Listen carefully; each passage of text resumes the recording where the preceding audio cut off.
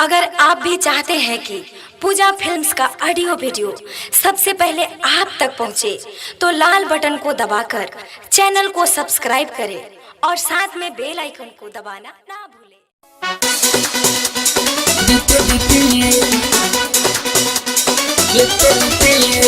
Music by Manoj Bhatti.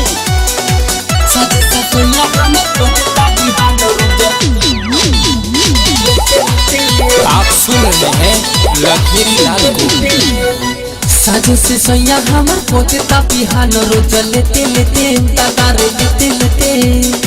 कैसे बताही डर करता जुगाड़ रोज देते देते दादार देते देते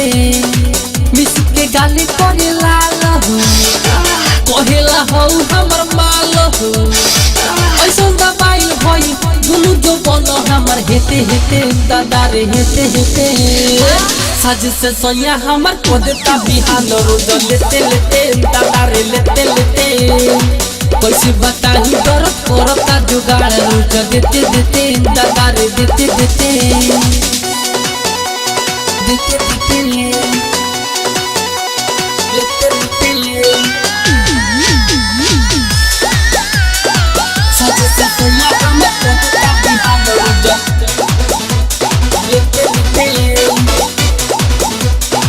हमके जीते सुतावे कमर में हाथ लगावे कबो करेला नीचे कबो ऊपर से कूदावे आही माई जीते सुतावे कमर में हाथ लगावे कबो करेला नीचे कबो ऊपर से कूदावे कहेला हो हमर जान हो लेवेला रात के परान हो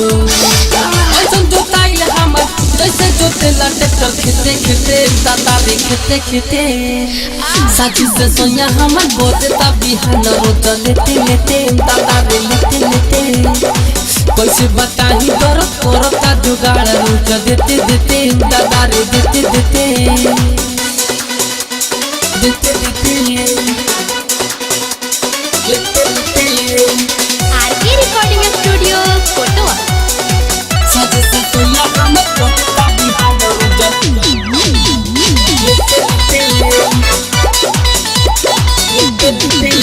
सैया लो फेरीला से ले उठेला डर लागे हमरा कोई होखे ना बाबा होखे ना बाबा आही रे दादा सैया लो फेरीला से ले उठेला डर लागे हमरा कोई होखे ना बाबा बथेला हमरो अलंग तुरे ले राती के पलंग नहीं देला पसखी मारे ले रोटिया के बेते बेते दादारे बेते बेते साज से सोया हमर बोदेता बिहान रोज लेते लेते दादारे लेते लेते कैसे बताही डर करता जुगाड़ रोज देते देते दादारे देते देते मिस के गाली करे लाल हो कहेला हो हमर माल हो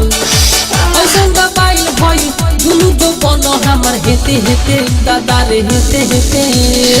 साज से सोया हमर कोदेता बिहान रोज लेते लेते दादारे लेते लेते कैसे बताही डर करता जुगाड़ रोज देते देते दादारे देते देते रिकॉर्डिंग स्टूडियो कोटवा।